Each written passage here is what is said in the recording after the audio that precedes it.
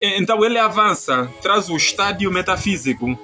E deste estádio metafísico é que todos os fenômenos, sejam eles de ordem natural ou social, as explicações provinham da mitologia e da filosofia.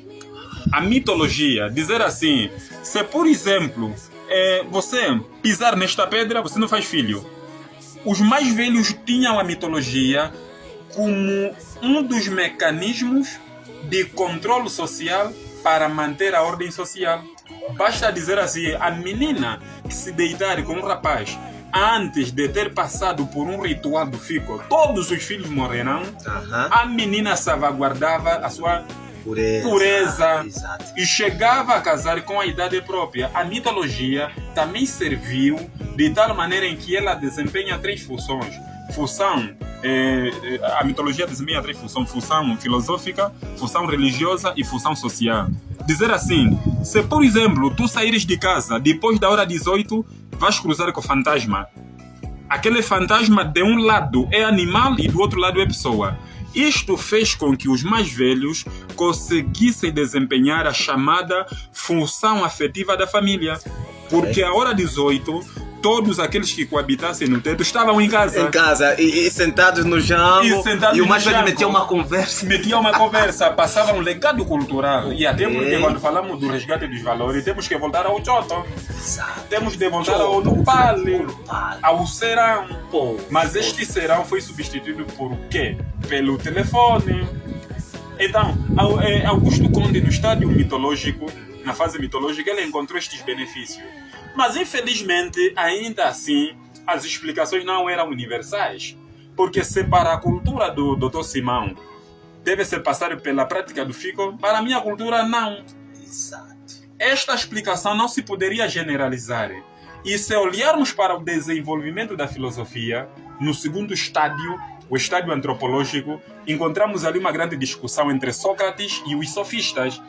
Enquanto para Sócrates dele-se buscar a universalidade das coisas e do conhecimento, os sofistas diziam que o homem, por ser a medida de todas as coisas, das que são enquanto são e das que não são enquanto não são, o que é branco para ti pode não ser branco para ele. E infelizmente também falharam.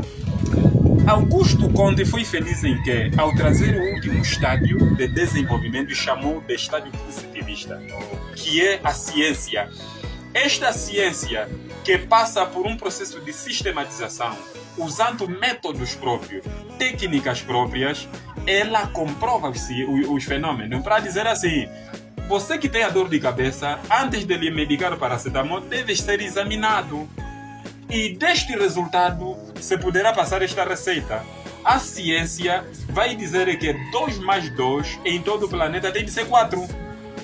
A ciência vai dizer que, para a sociologia, o seu objeto de estudo são os factos sociais na perspectiva durkheimiana. É universalizado. Então eu tenho Augusto Conde como alguém que muito admiro. Em seguida, Émile Durkheim. Eu gosto muito de Émile Durkheim porque ele faz como que a continuidade do pensamento sociológico, trazendo aquilo que seria o foco, que são os factos sociais enquanto objeto de estudo. E estes factos sociais são o quê? As maneiras de pensar, sentir e agir dos indivíduos dentro de uma determinada sociedade, que vão se refletir em quê? Divórcio, casamento, prostituição, alcoolismo, delinquência, suicídio, escola, igreja. São estes que são estudados pela sociologia e pelos sociólogos. Então, os factos sociais são a nossa realidade social. E eles obedecem 3 características.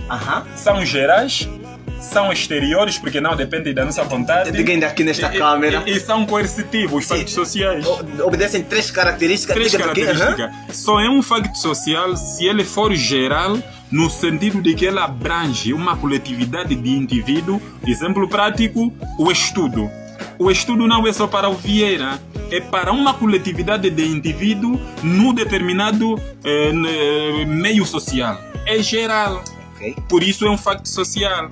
Mas ele diz que só a generalidade não basta. A segunda característica é a exterioridade. Ou seja, os factos sociais não são exteriores. eles existem independentemente da nossa vontade. Nós nascemos e já os encontramos. O pessoa Simão já encontrou o divórcio, já encontrou o suicídio, a prostituição. E, infelizmente, isto é além da minha consciência. E depois ele traz o terceiro, que é a coercibilidade. Os indivíduos são pressionados ou não a seguirem comportamentos socialmente estabelecidos. Dito de outro modo, o pessoa Simão não se casa porque simplesmente quer se casar. O pessoa Simão se casa porque o casamento, para a sua cultura, para a sua realidade, é geral. E não é particular. E este casamento, por ser geral, te é exterior e não depende da sua vontade. E se não te casares, sofres a pressão social enquanto mecanismo de controle social para que haja ordem social. Porque não te casas só para ti. Daí o princípio da alteridade. E ele diz assim, alguns factos para a sua classificação podem ser normais ou patológicos. Só é normal se contribui para a coesão social. Por exemplo, o estudo, o casamento, o sucesso contribuem para a coesão social, é normal na sua classificação. Aqueles que não contribuem, aqueles que beliscam a ordem social são patológicos. Por exemplo, a delinquência, o alcoolismo são censurados, mas existem. Então, em Durkheim, nós sublinhamos obras fascinantes. Muito. O próprio suicídio, que tem sido um fenômeno social e muito recorrente aqui no Mbalayomungu. Emile Durkheim fala sobre a religião. Ele fala da religião, vidas elementares, a efervescência que existe numa igreja. Por que a sua igreja tem mais jovens? E por que na minha igreja tem mais adultos? Mas por que na igreja dele só tem viúvas? E por que na igreja dele só tem